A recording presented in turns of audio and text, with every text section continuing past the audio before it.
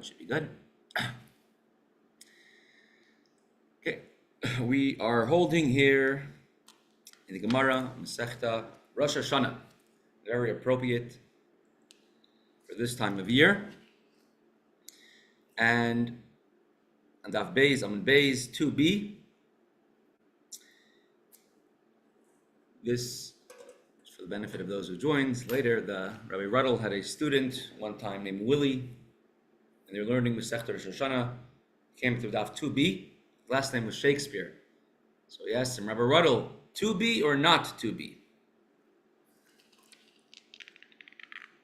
And we are discussing what are the 4 different Rosh Hashanahs, New Year's for the Jewish people. We of course have the Rosh Hashanah when everybody is judged. Every Jew, non-Jew, everything that's created is judged on Rosh Hashanah. We pass in front of Hashem,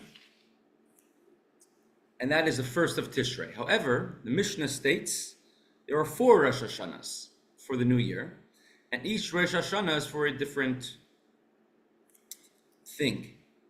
One is Rosh Hashanah for kings and festivals. Kings, meaning in every single contract document, it wrote down this, at the end, there was a date.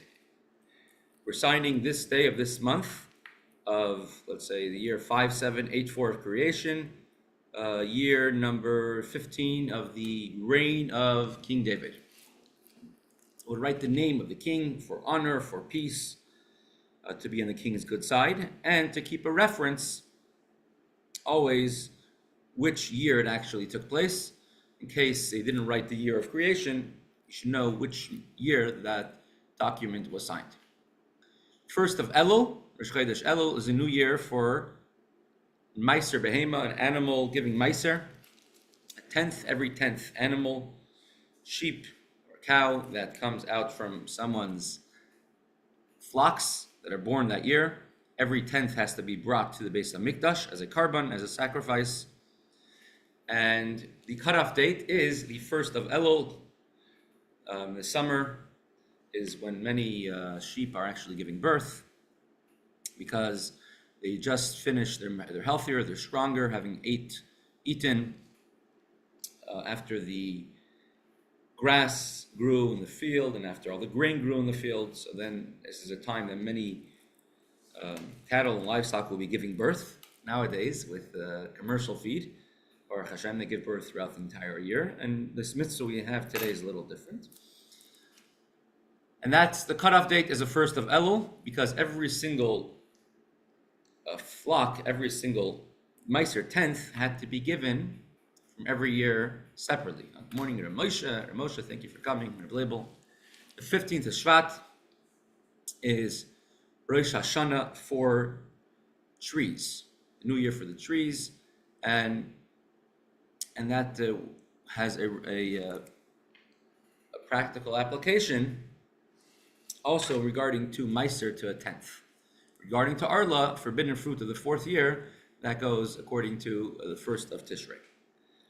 So if a king became king, here are the 12 Jewish months of the year, but they're just in Hebrew. But the 12 months of the year, first is Tishrei, last is Elul. The 1st of Nisan is Rosh Hashanah, first of the year for the new kings.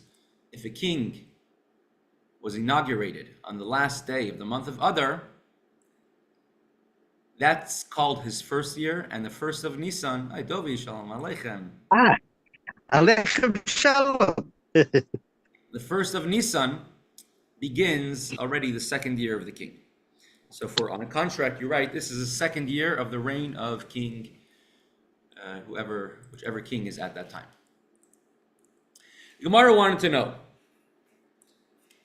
why do you choose this particular date? Why Rosh Chodesh Nisan? Why is that the Rosh Hashanah for kings? The first day of the year for a new king. Why choose that as a cutoff date. The Gemara would agree that you do choose a certain day as a cutoff date because you want to standardize everything. Even in this country, we standardize January 20th. That's when a new president is sworn in. So they wanted to standardize for contracts because it could get very confusing. If a king dies and you're coronating, you're inaugurating a new king, and people from further places don't get the news, then they might be writing a different king, a different year. So they wanted to standardize it. Rabbi Khan, his father, his name is Rafal Nachman Khan. Assalamu alaikum, Mr. Nadich. Rabbi Rafal Nachman Khan, he was arrested in the 1930s by the KGB. He was sentenced for 3 years hard labor to Siberia. And he was sent to faraway hamlets, middle of nowhere, past the Arctic Circle, in the far, far north.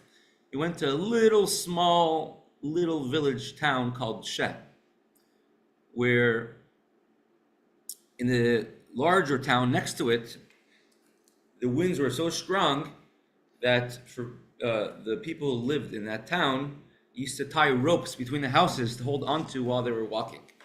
But in the She, which was a lot smaller than that town, it was so remote that nobody could even bring rope. There was no rope in that town. And he was in that town for almost 3 years. In that town, it was so remote that for instructions to come from the central government took so long that 3 years after the Tsar was deposed, revolution in 1917, 3 years later, women in the city were still praying for the welfare of the Tsar. It took them so long to get the news, to get the memo. But once they got the memo very strongly.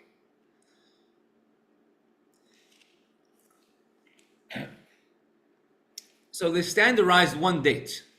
Why particularly Nisan? The Gemara brought a pasuk, a verse, showing how when Shlomo HaMelech, King Solomon, was inaugurated as king, it says from the 480th year, that Shlomo HaMelech, that the Jews, from the 480th year after the Jews left Egypt, the 4th year of King Solomon's reign, in the month of Iyar, which is called Ziv, they began to build the Beis HaMikdash. Right? This is actually the Gichon Spring. You go there today. It says the place where Shlomo HaMelech became king, was inaugurated as king. He was inaugurated as king the same day his father passed away, in the month of Sivan, because there was competition. One of his brothers tried becoming the king, so they inaugurated him and anointed him as king immediately that day. And they didn't go to the place where they usually went. They went right to the Gichon Spring, which you could always look at the Gichon Spring over here. If you want to go to the old city of Yerushalayim, you could go take a tour, and they tell you one of the spots. This is a place where Shlomo HaMelech's inauguration took place.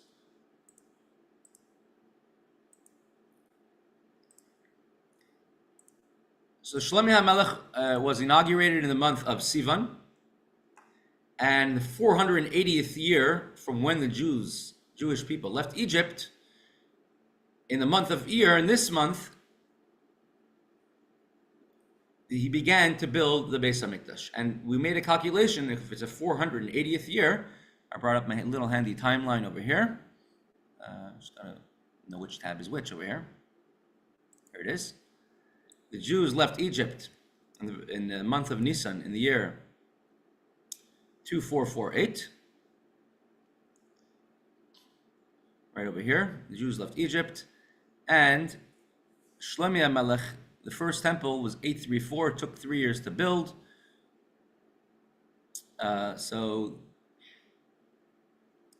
I just add 7 years to that. So it'll be 83841 before creation, and from when the Jews left Egypt. Anyway, it comes out to be 480 years if you count it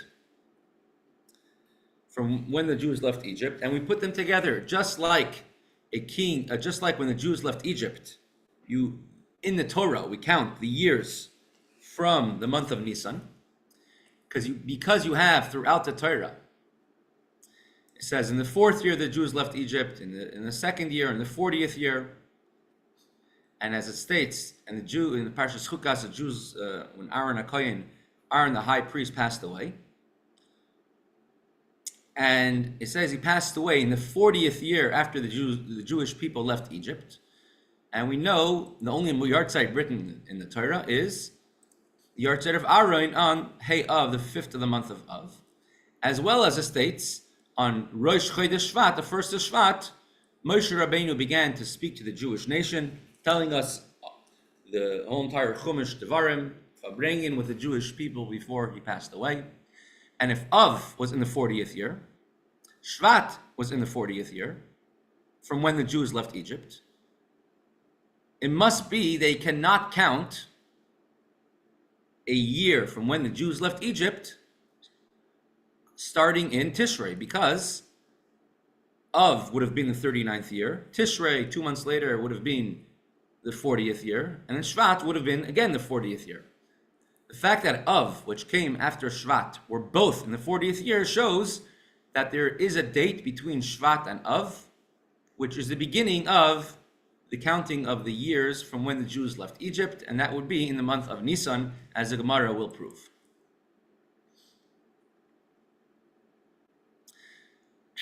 So to read it inside. Aaron the high priest went up to Har. This is, at least traditionally, the place where Aaron HaKohen is buried, in Har, and these are all American Hasidic young men which put on Arab garb, going to Kever Aharon, the tomb of Aharon, which now is a mosque on top of it in Jordan. Yeah, but this is the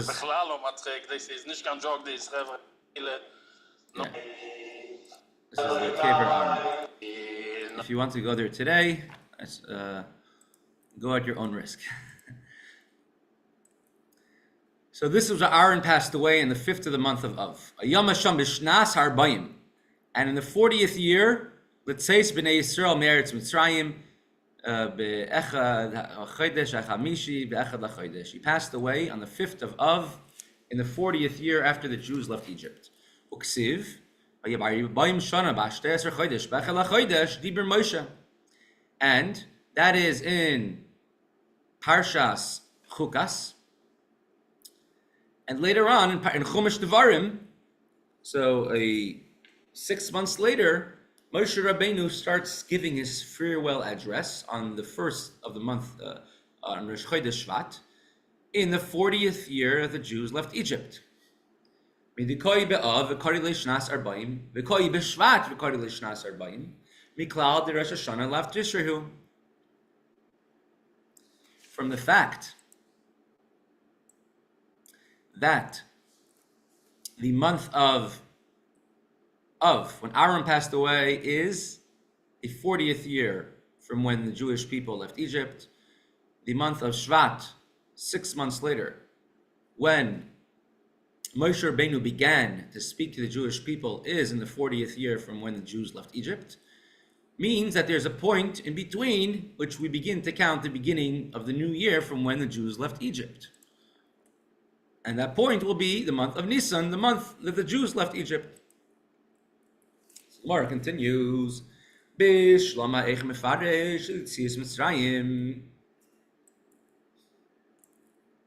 Aaron's death was counted from when the Jews left Egypt. Because the verse clearly said, Aaron passed away in the 40th year after the Jews left Egypt. Right in the beginning of Chumash Devarim, the very first pasuk, the very third pasuk, but the very first aliyah, these are the words which Moshe Rabbeinu spoke to the Jewish people before he passed away. In the 40th year, it doesn't say the 40th year to which milestone. Maybe it was the 40th year to an event which took place a year after the Jews left Egypt. Jews left Egypt in the year 2448 in the month of Nisan. And the Mishkan, the tabernacle, was dedicated in the year 2449 on the 1st of Nisan. So maybe Moshe Rabbeinu passed away 40 years after the Mishkan, after the tabernacle was dedicated in the desert, a year after the Jews left Egypt. And then our whole entire proof falls away. That the Jewish people leaving Egypt, you count from Rosh Chodesh Nisan. Perhaps the 40th year, the pasuk, the verse doesn't say the 40th to what? Maybe it's a 40th year from when the Mishkan was built, a year later. The Mishkan was actually built much earlier, because 6 months after the Jews left Mitzrayim, left Egypt, when the Jewish people had already ample time to count 49 days of the Omer, receive the Torah, allow Moshe to be on the mountain for 40 days to sin with a golden calf, and another 80 days till they were forgiven on Yom Kippur. And then when Moshe Rabbeinu came down on Yom Kippur with the second luchos, the second tablets, and then he gave them the instructions about building the Mishkan, and they were finished, everything by Hanukkah. Building this gigantic, ornate Mishkan with so much detail was finished by Hanukkah, about 2.5 months.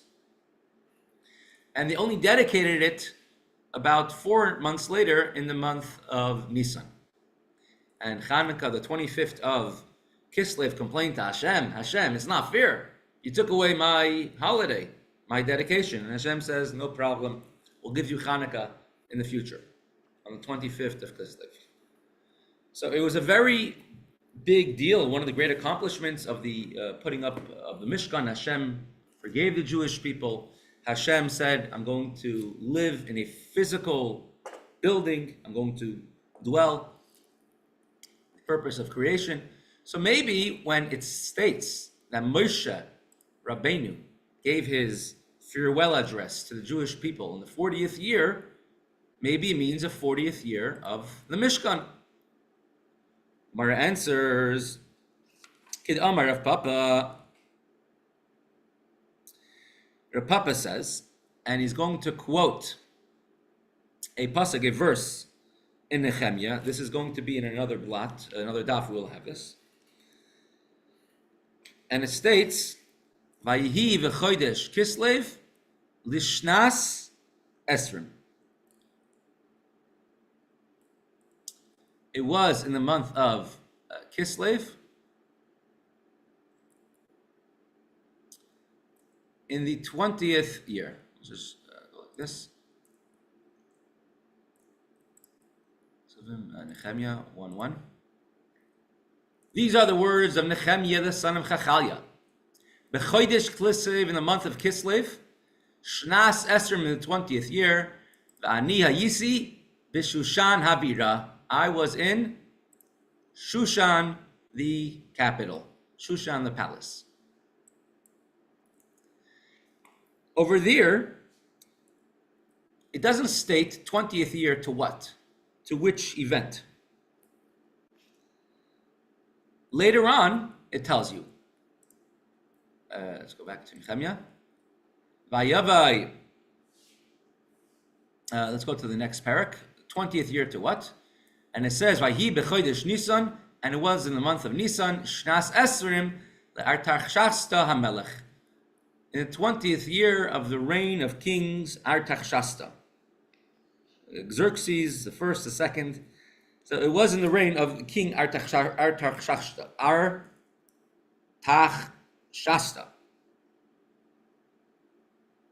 And we have a tradition then when these two things can be compared.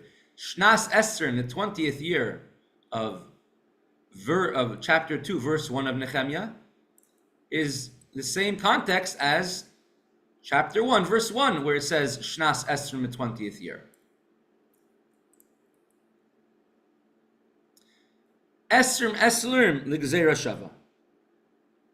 You compare the 20 years, and they're both years were 20th year of Artaxerxes the king. So also, in chapter 1, when it says, these are the words of Nehemiah, the 20th year, it's the 20th year of King Artaxerxes, his reign. Hachanami, so too over here, in the Torah, we have the word Shnas Arbayim, the 40th year. You have it two different times.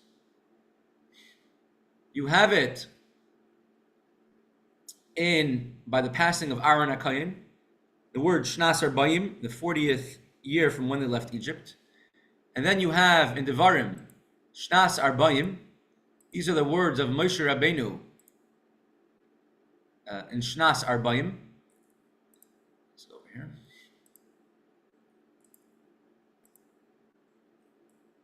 Right, in the 40th year, Arbayim Shana, in the 40th year, the Gzeira Shava, and you compare them. Ma'akan, just like when Aharon passed away, it clearly states Li'etzias Mitzrayim. It was 40 years from when the Jews left Egypt. Afkan Li'etzias Mitzrayim. So too in regards to Moshe Rabbeinu's farewell address to the Jewish nation, started in the month of Shvat, on Rosh Chodesh Shvat, in the 40th year. Which 40th year? Let's look at the context from another verse, which is the 40th year from when the Jews left Egypt.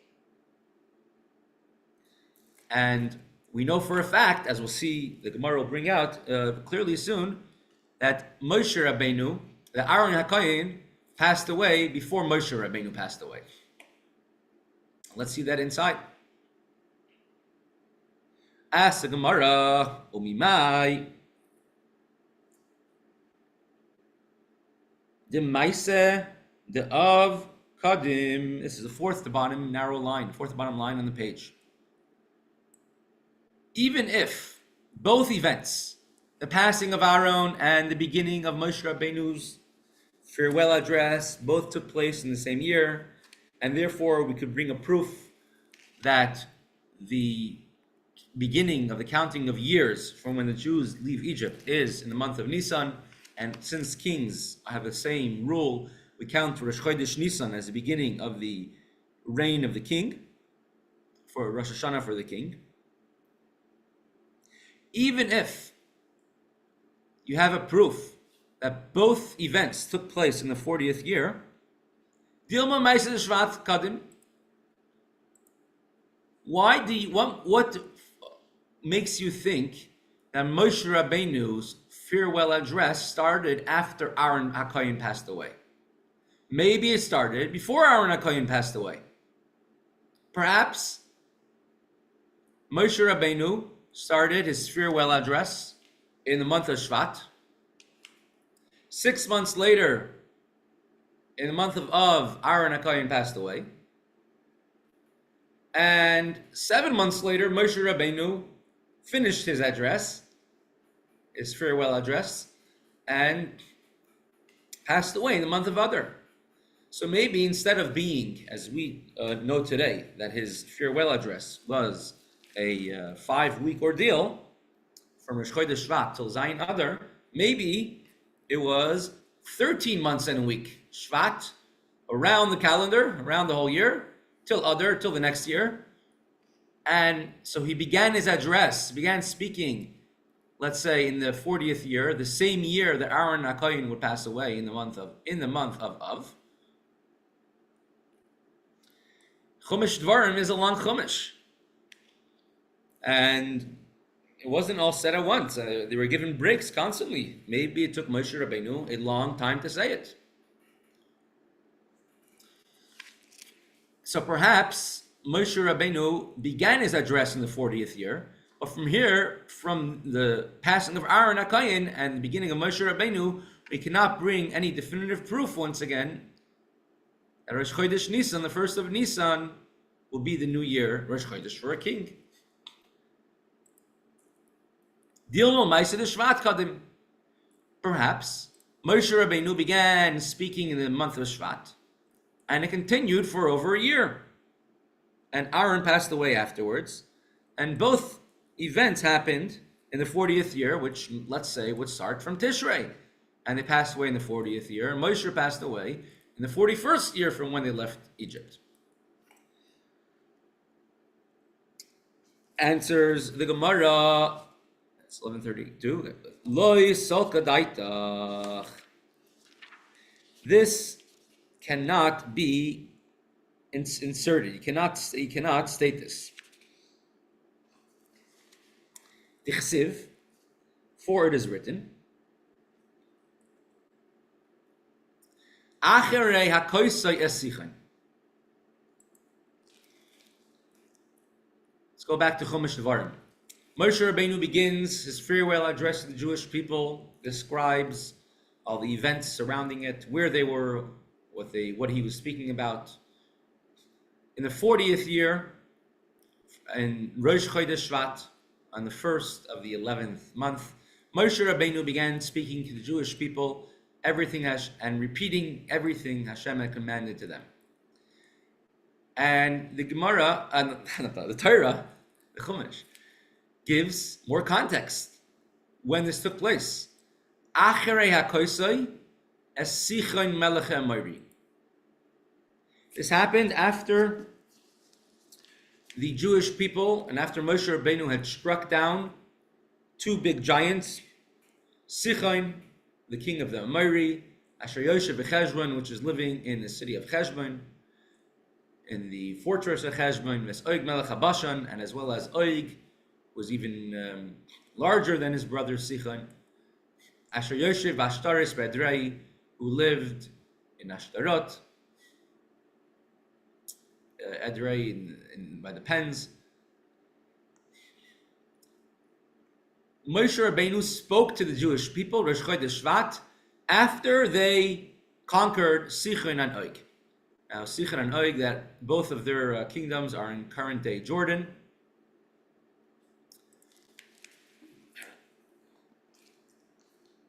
Of course, we learned in Kandar Sumayan about Sichon Melech Cheshbon, Sichon the king of Cheshbon.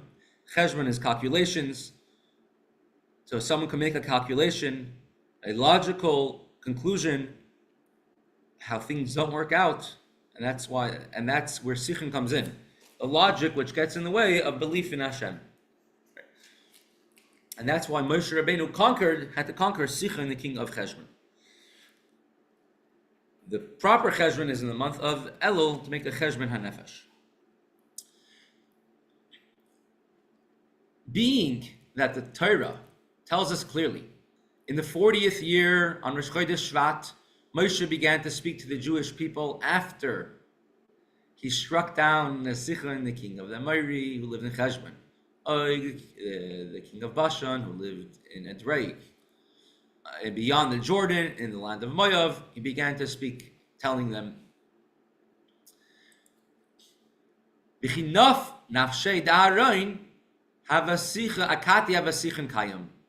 When Aharon passed away, Sichon, the king of Cheshbon, was still alive. Tichsiv, as it is written,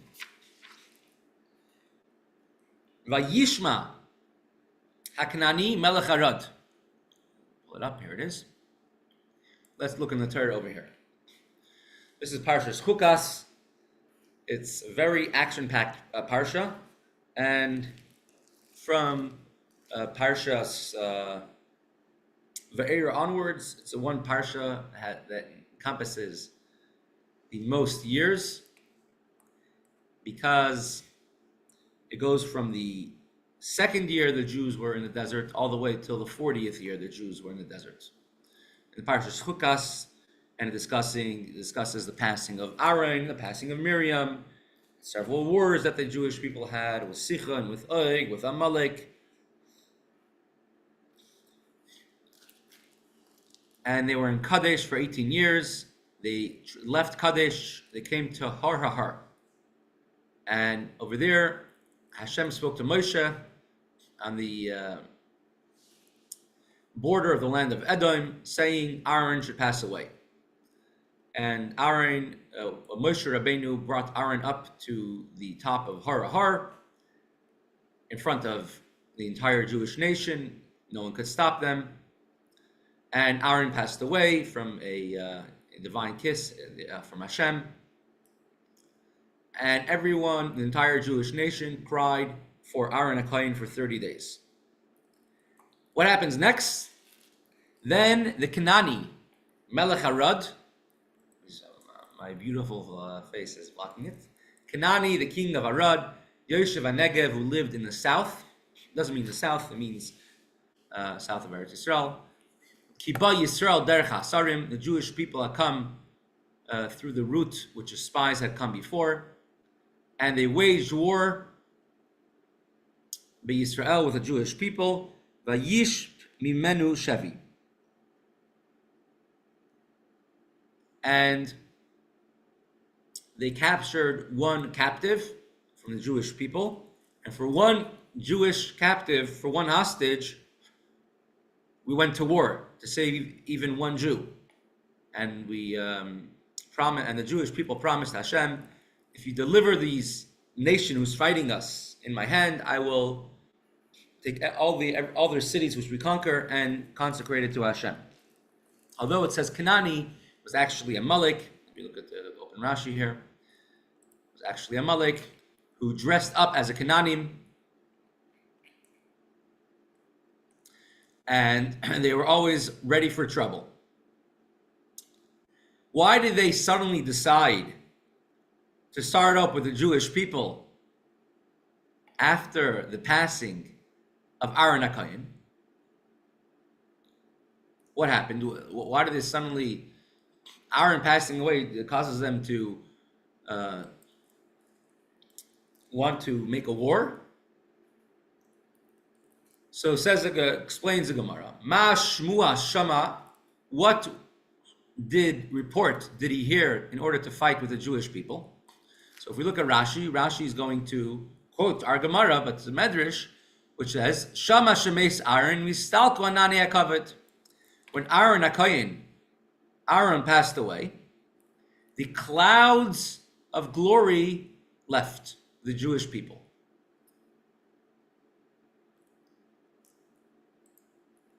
Clouds of glory. This is a very general drawing. This is the Jewish people in the desert, the Jewish nation. In the middle is the Mishkan, tabernacle. Around them, on all four sides, you have the entire Jewish nation. And surrounding them on all sides, on top and on bottom, Shalom Aleichem Rabbi Karp, or the Anane HaKavod, the clouds of glory, which protected the Jewish people from their enemies. Now, when Aharon passed away, the clouds of glory left, and now suddenly the Jewish people are vulnerable to attack. So that's what they heard. Now, Aharon, he always made peace between man and his wife, between two Jewish people, men and women, children. And when Aharon passed away on the first of Av, in the year 2487, the clouds of glory left. And it was in the merit of Aharon for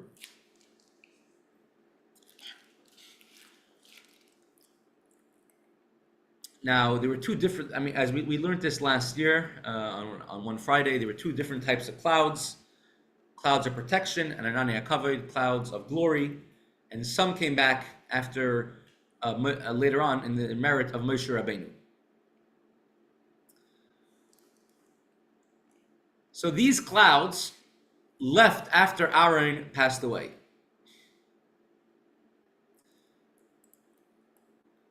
And therefore the Amalekim, which were disguised as Canaanim, because they did not want the Jewish people to daven to Hashem, help us win over Amalek. They wanted the Jewish people to daven to Hashem, help us win over the Canaani.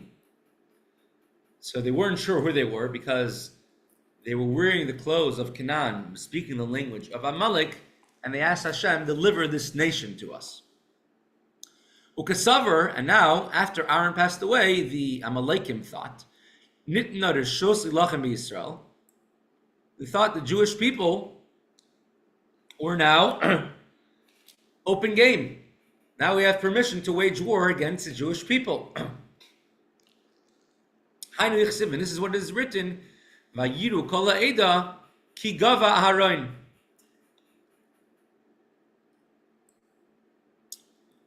Back to over here.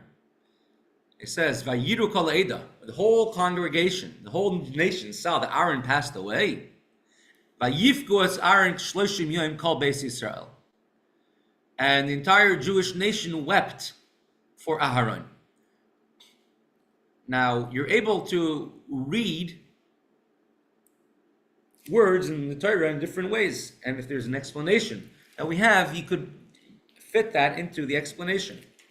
So the word Vayiru, and they saw, could also be, if you put instead of a chirik, right? Instead of a chirik, instead under the yud, make it a tseire, add a dot, you could read the word, and the comments under there, Torah has no nekudas, you could read the word as Vayera'u, and they were seen. Suddenly, the Jewish nation, the Jewish people, were suddenly exposed. How they weren't exposed in the last 40 years, after Aharon passed away. So you could read the verse, the pasuk. Let's take a hide Rashi. It says, and Aharon ascended to Har, he passed away. Moshe and Elazar, Aaron's son, descended from the mountain, and the entire nation became exposed because the cloud disappeared. Amar Rabbi Abahu, and Rabbi Abahu says, Al tikri vayiru, ella vayera'u. You could, instead of reading the verse, and the Jewish people saw that Aharon passed away, read it, vayera'u. And they were exposed. They were suddenly seen. That for the last 40 years, there was a cloud cover protecting the Jewish people from the view of the nations. And now, after Aharon passed away, Vayira'u, now they are exposed. Kidrish Lakish. And it could be understood in accordance with Rish Lakish. Go back to the verse. It says the whole congregation saw Ki Gava Aharon.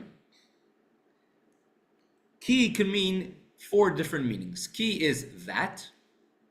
Ki also means because.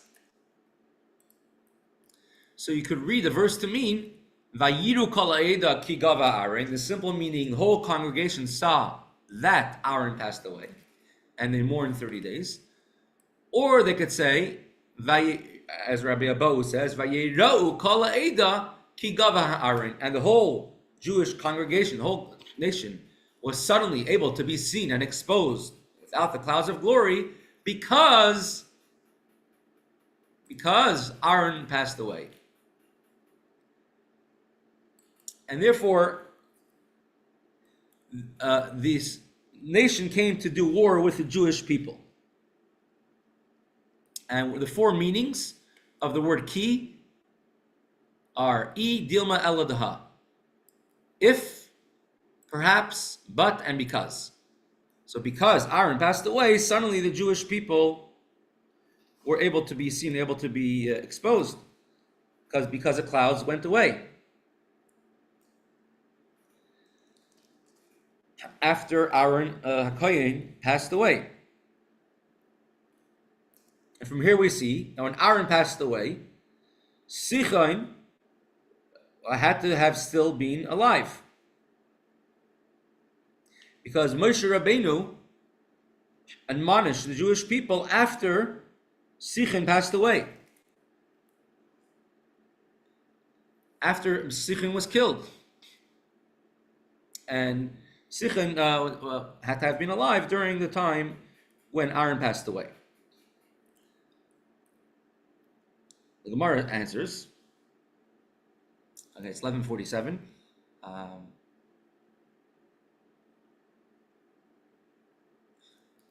Maybe we'll maybe pause the Gemara over here, and we'll continue with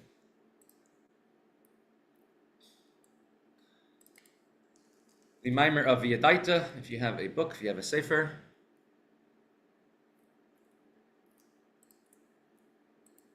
Not sure. Can you see what do you see on the screen now? You still see the Gemara, or it's a new screen? It's an Apple iWatch. Oh, okay, excellent. Apple. It's Apple iWatch. Right, here's Apple iWatch. 6 months later, you have a Samsung Swatch Note 3. Right. The one guy doesn't know the difference between a Samsung and an Apple. How do I fix my Samsung Galaxy iPhone? Right.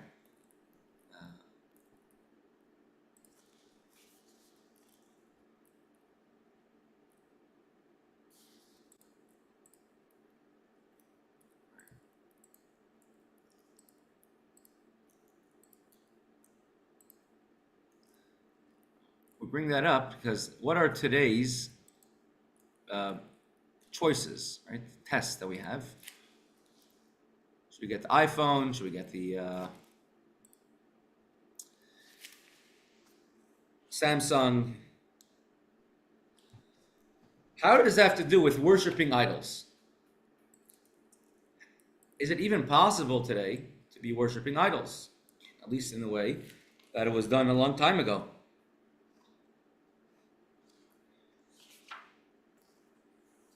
So the generation of the great divide, a generation of the Tower of Babel, who built a large tower. We went through much of that in the previous days. One of their big mistakes was that they wanted Na'aseh lanu shem. Let us have a name. Let us have a reputation that will last forever.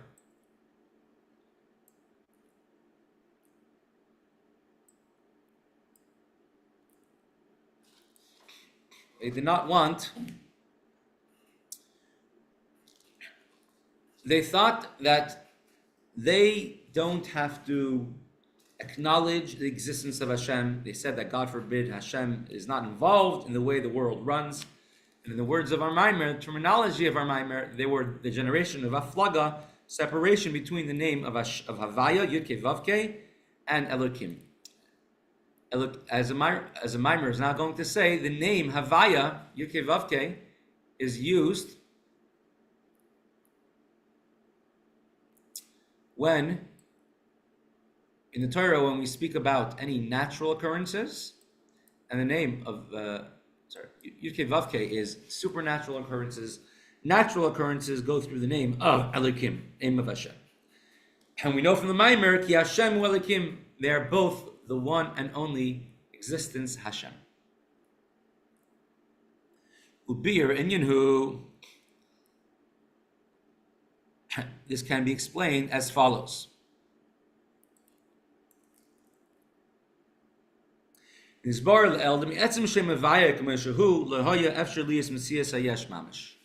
will be impossible to create a world from Hashem's name of Yud-Kei Vav-Kei as it currently exists in its current form. An independent, a being that feels independent. Kim hoya meir gili arashem avayla lahoyo ilamus lahoyo makabel shemis babelim knal b'moshel ashvos hasechel shmoya rav miguel alatzim sichloi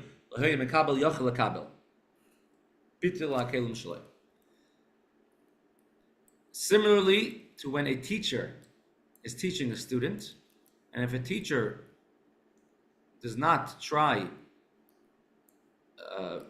bringing the concept down to the student's level, the student will have absolutely no idea what the teacher is trying to communicate. And if anything, might become more confused from what the teacher is trying to say. In a similar way, if Hashem would have created the world from the name Hashem Yud-Kei Vav-Kei, then the world as we know it, which feels like a independent being in existence, would not be able to exist. As the Eitz Chaim states, Eitz Chaim of the Arizal, the Mitchila, Shahaya Ar Elyin Pashut Males HaMetzius, Lahaya Makoim Lemidas HaOlamas. In the beginning, the only existence was a simple, pure, sublime light which encompassed all existence. We do a pirush,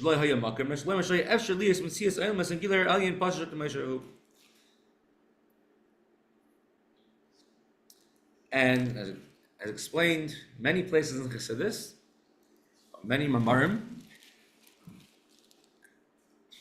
if the name of Yud-Kei Vav-Kei, Hashem, did not go through its tzimtzum, a contraction and concealment process, there never would have been a possibility for any worlds to come into being, into existence. Ki'im al yedei shem elikim dafka.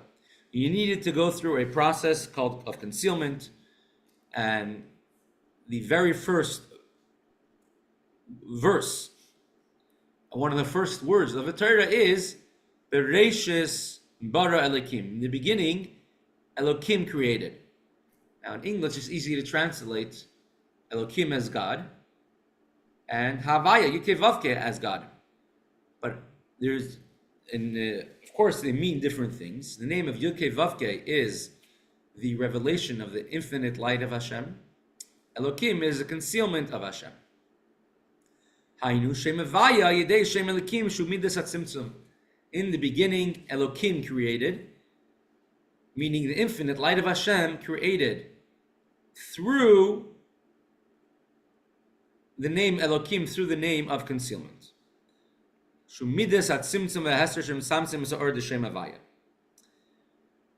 This is the ability which Hashem made to self-contain, self-conceal, to limit Hashem's own light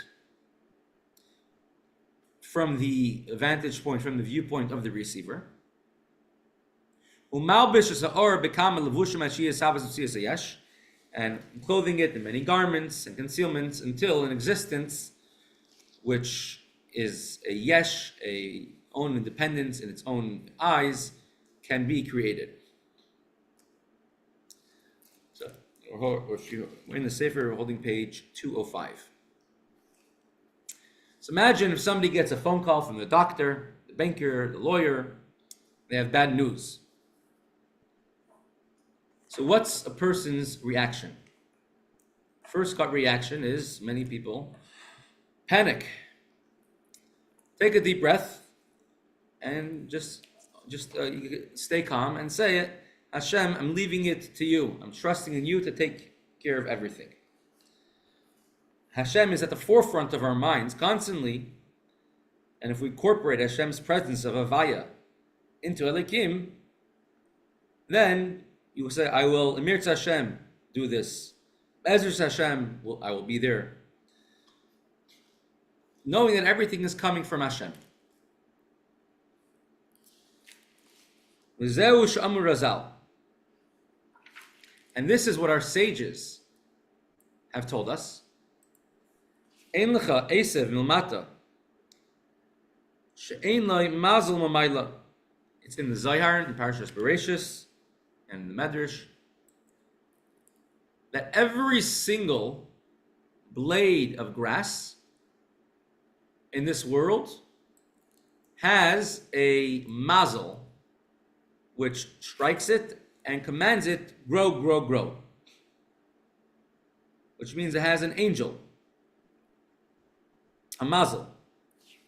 The kol esav, every single blade of grass, k'moikin kol nivra of nivra b'frat, and that's an example. Every single thing which is created, every individual and everything which is created, yesh mazel miyuchad shu mekardim hashpil lechayusay, as a spiritual source. Let's turn the page, which gives it its existence.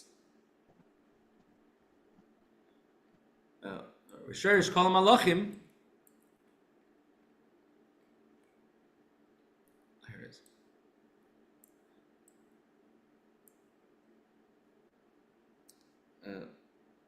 is. Sherish Mazalas hu Malyachim El Yanim. And all of the mazalas, all of the what's called a mazel,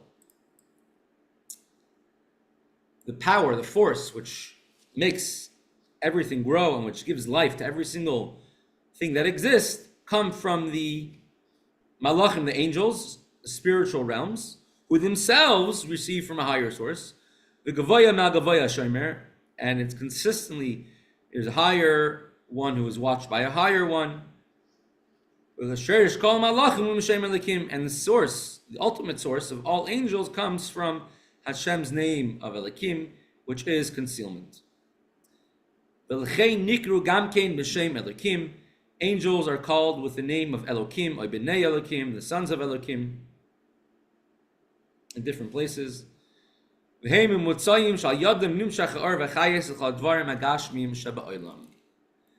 every single entity in the world receives its existence and life and its energy through these mediums of the malachim, of the angels, who in turn give to the mazalas, the mazals, which in turn give to the every single existence. What is an angel's role in this entire plate, in this entire existence?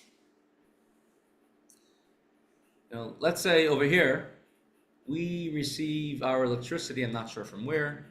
Could be from Niagara Falls Dam, could be from Hoover Dam, I don't know.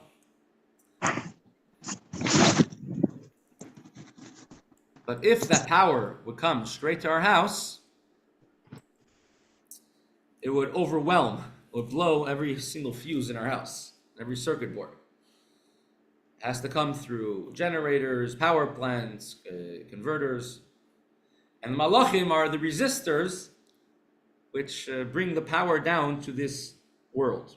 Higher and lower doesn't mean a geographical point. It means more aware or less aware of the presence of Hashem. Like an idea coming from an obscure thought to an actual clear idea.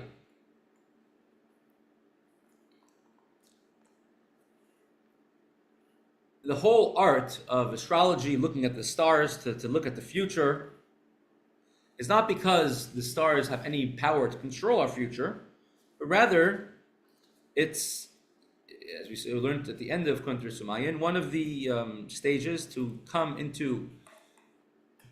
bring into physical, to bring from the spiritual into the physical, goes through the medium of the mazalas. So we understand our blessings that Hashem flows through them by observing them. So those who look at the stars, at least in the past, and seeing what could happen in the future based on the stars, is because they're seeing an indication of the kind of hashpa'ah, nurture that Hashem is giving towards the world. Imagine if you have a town where no one knows how to read except for one person. And the king sent a letter and a message to the townspeople.